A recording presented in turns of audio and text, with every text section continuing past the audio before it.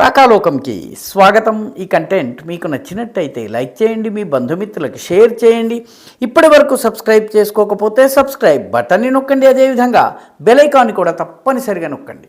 జై హింద్ మిత్రులారా. పాకిస్తాన్లో మహమ్మద్ యూనుస్ యొక్క ఒక్కొక్క ఆనవాలుని కొత్తగా వచ్చినటువంటి బిఎన్పి ప్రభుత్వం, బంగ్లాదేశ్ నేషనలిస్ట్ పార్టీ ప్రభుత్వము, తారిఖుర్ రెహమాన్ నాయకత్వంలో ఉన్నటువంటి ప్రభుత్వము చెరిపివేస్తోంది. ఎందుకంటే గత 18 నెలలు మహమ్మద్ యూనుస్ ఒక చీకటి పాలనను కొనసాగించాడు. రాకాలోకంలో పదే పదే ఆయన గురించి చెప్పేటప్పుడు పాలకుడు కాని పాలకుడు అన్నటువంటి పదాన్ని వాడుతూ వచ్చేవాళ్ళం.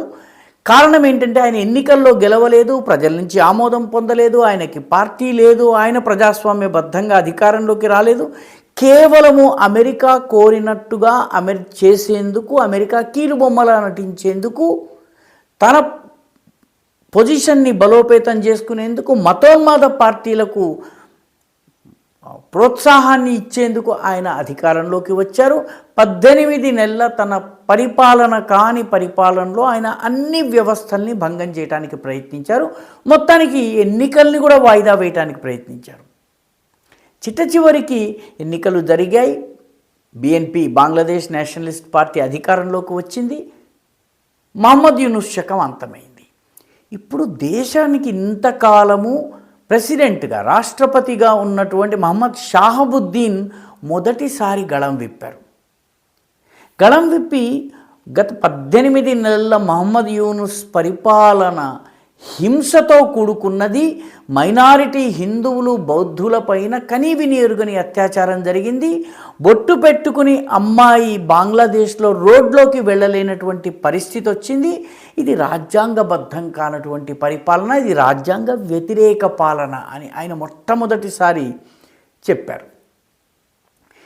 మహమ్మద్ షాహబుద్దీన్ని వాస్తవానికి అణిచివేసేందుకు మహమ్మద్ యూనుస్ చెయ్యని ప్రయత్నం లేదు. అతను దేశం వదిలి పారిపోయేలా చేసేందుకు, లేదా అతన్ని గద్దె దించేందుకు చాలా రకాల ప్రయత్నాలు చేశారు. 18 నెలల్లో ఏ విషయం పైన కూడా ఆయనతో చర్చించలేదు, ఆయనకి ఏ విషయాన్ని తెలపలేదు, ఎటువంటి పరామర్శ కానీ పలకరింపు కానీ చేయలేదు. పూర్తిగా ఆయనని ఒంటరి చేసి ఆయన భవనము, బంగభవన్, రాష్ట్రపతి భవన్ని వాళ్ళు బంగభవన్ అంటారు, ప్రధానమంత్రి భవనాన్ని వాళ్ళు గణభవన్ అంటారు. గణ అంటే ప్రజలు అన్న అర్థం వస్తుంది బెంగాలీలో. సో ఈ బంగభవన్కి ఆయన్ని పరిమితం చేశారు. ఆయన ఎవ్వరితోటూ మాట్లాడకుండా ఒంటరిగా జీవించేలా చేశారు. అదేవిధంగా ఆయన ప్రెస్ టీమ్ని మొత్తము రద్దు చేసేశారు. ఆయన ఒక పత్రికా ప్రకటన సైతం జారీ చేయలేని పరిస్థితికి తీసుకొచ్చారు. మీడియాతో ఉన్నటువంటి అన్ని సంబంధాలని తెగతించేశారు. మీడియా ఆయన దగ్గరికి రాకుండా చేశారు. వీటన్నిటితో పాటు ఆయన రాష్ట్రపతిగా, దేశాధినేతగా ఉన్నప్పటికీ, నిజానికి ప్రధానమంత్రి మోస్ట్ పవర్ఫుల్ పోస్ట్ మన భారతదేశంలో లాగా, కానీ రాష్ట్రపతి స్థానం రాష్ట్రపతిది. రాష్ట్రపతి ఫోటోలను ప్రభుత్వ కార్యాలయాల నుంచి తొలగించేశారు. మహమ్మద్ యూనుస్ ఫోటోలు వచ్చాయి. ఎన్నికల్లో గెలవనటువంటి, పాలకుడు కానటువంటి, కేవలము ప్రభుత్వానికి అడ్వైజర్ రూపంలో ఉన్నటువంటి ఆయన ఫోటోలు వచ్చాయి. ఈ మహమ్మద్ షాహబుద్దీన్ ఫోటోలు లేకుండా పోయినాయి. అయితే ఇప్పుడు ఆ పరిస్థితి మారింది. దేశపు రాష్ట్రపతికి ఇవ్వాల్సినటువంటి గౌరవాన్ని బిఎన్పి ఇస్తోంది. నిజానికి ఆయన పార్టీకి చెందని వ్యక్తి అయినప్పటికీ కూడాను గౌరవిస్తోంది. ఆర్మీ ఆయనకు బాసటగా నిలిచింది. నిజానికి హసీనా వాజేద్ ఉన్నటువంటి గణభవన్ మీద దాడి చేసిన తర్వాత అల్లరి మూకలు రాష్ట్రపతి భవన్ వైపు, అంటే బంగభవన్ వైపు రావడానికి ప్రయత్నిస్తే ఆర్మీ అడ్డుకుంది.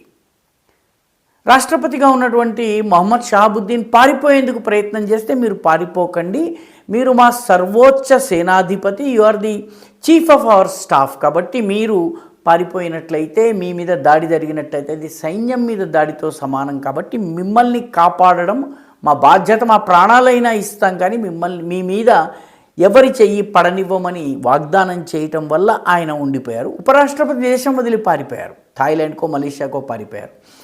కానీ ఈయనను సైన్యం కాపాడింది. ఇప్పుడు బిఎన్పి ప్రభుత్వము ఆయనకి పూర్తి స్థాయి గౌరవాన్ని ఇవ్వడము, ఆయన హోదాకి తగిన రీతిలో ఆయనను ట్రీట్ చేయటము, ఆయన ద్వారానే మొత్తము పదవీ ప్రమాణ స్వీకారాలు చేయటం జరుగుతోంది. మహమ్మద్ యూనుస్ ఇప్పుడు నేను పాఠాలు చెప్పుకుంటాను, దేశం వదిలి వెళ్ళిపోతానని నెమ్మదిగా మూటా ముల్లేసి సర్దుకుంటున్నాడు. మహమ్మద్ యూనుస్ కాలంలో ఆయనకి అనుకూలంగా పనిచేసినటువంటి సైన్యంలోని కొందరు అధికారుల ప్రక్షాళన కూడా బంగ్లాదేశ్లో ప్రారంభమైంది.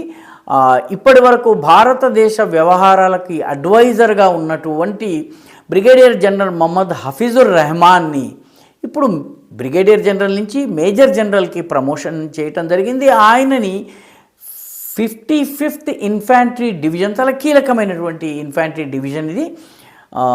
అంటే ఇన్ఫాంట్రీ అంటే పదాతి దళము, కాల్బలము అని చెప్పుకోవచ్చును. దానికి జనరల్ ఆఫీసర్ కమాండింగ్గా ఆయనని నియమించారు. చాలా కీలకమైన నియామకం ఇది. యూనుస్ అనుకూల శక్తి, మతోన్మాద అనుకూల శక్తి, జమాతే ఇస్లామీ బంగ్లాదేశ్ అనుకూల శక్తిని తొలగించి ఈయనకి ఆ పదవి ఇవ్వడం జరిగింది. అదేవిధంగా గతంలో ఆర్మీ ట్రైనింగ్కి పరిమితం చేయబడ్డటువంటి లెఫ్టినెంట్ జనరల్ మొహమ్మద్ మైనూర్ రహమాన్ని తీసుకొచ్చి చీఫ్ ఆఫ్ జనరల్ స్టాఫ్గా నియమించడం జరిగింది. చాలా కీలకమైనటువంటిది. మొత్తము సైన్యానికి సంబంధించినటువంటి అత్యంత ప్రధానమైనటువంటి బాధ్యత ఇది. ఆయన ఇప్పటి వరకు ఆ స్థానంలో సిజిఎస్గా ఉన్నటువంటి మిజానుర్ రహమాన్ షమీం ఆయనని బలవంతంగా రిటైర్ చేయించడం జరిగింది.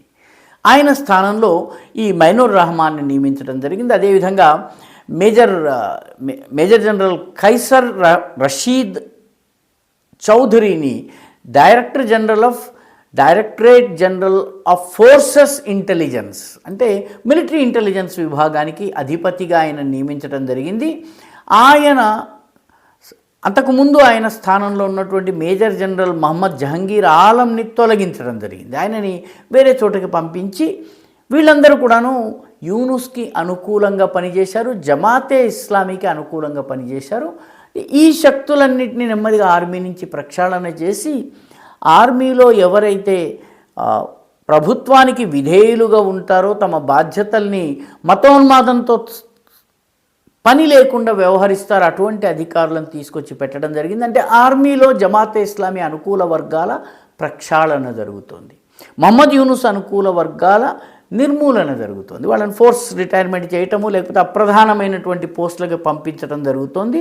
రానున్న రోజుల్లో తారిఖుర్ రెహమాన్, అదేవిధంగా మహమ్మద్ షాహబుద్దీన్లు ఇప్పుడు కొద్దిగా పగ్గాలను చేపట్టిన నేపథ్యంలో రాబోయే రోజుల్లో బంగ్లాదేశ్ క్రికెట్ టీం కూడా భారతదేశంతో మళ్ళీ సంబంధాలని పునరుద్ధరించుకునే ప్రయత్నం చేయవచ్చు. ఎందుకంటే ఫిబ్రవరి 12న ఎన్నికలు ఉన్నాయి కాబట్టి ఎన్నికల సమయంలో భారత వ్యతిరేకతను రెచ్చగొట్టే ప్రయత్నాల్లో భాగంగా జమాతే ఇస్లామీ నేషనల్ సిటిజన్స్ పార్టీకి అనుకూలంగా మహమ్మద్ యూనుస్ తీసుకునేలా చేశారు. ఈ భారతదేశంతో ఆడకుండా ఉండేటటువంటి నిర్ణయాన్ని తీసుకునేలా ప్లేయర్ల మీద, పాత ప్లేయర్ల మీద బంగ్లాదేశ్ క్రికెట్ బోర్డు మీద ఒత్తిడి తీసుకొచ్చారు. అది జమాతే ఇస్లామీకి లాభం చేకూరాలని చేసినటువంటి ప్రయత్నము. ఇప్పుడు రాబోయే రోజుల్లో ఇక జమాతే ఇస్లామీ విపక్షంలో ఉంది. 5-6 ఏళ్ల వరకు మళ్ళీ అధికారంలోకి వచ్చే ప్రసక్తి లేదు. మళ్ళీ హసీనా వాజేద్ కనుక తిరిగి వచ్చినట్టయితే రాజకీయం ప్రధానంగా బిఎన్పి, అవామీ లీగ్ల మధ్య ఉంటుంది. జమాతే ఇస్లామీ బలం తగ్గుతుంది. అదేవిధంగా ఈ యూనుస్ అనుకూల శక్తుల ప్రక్షాళన జరిగినట్టయితే క్రికెట్ కూడా మళ్ళీ బంగ్లాదేశ్ భారత్తో ఆడేందుకు సిద్ధం కావచ్చును. సో మొత్తం మీద బంగ్లాదేశ్లో క్లీనప్ ఆపరేషన్స్ నడుస్తున్నాయి. ఈ వీడియో మీకు నచ్చినట్టయితే లైక్ చేయండి, షేర్ చేయండి, ఈ ఛానల్కు సబ్స్క్రైబ్ చేయండి. అదేవిధంగా మీ అభిప్రాయాన్ని కమెంట్ల రూపంలో తప్పనిసరిగా పంపించండి.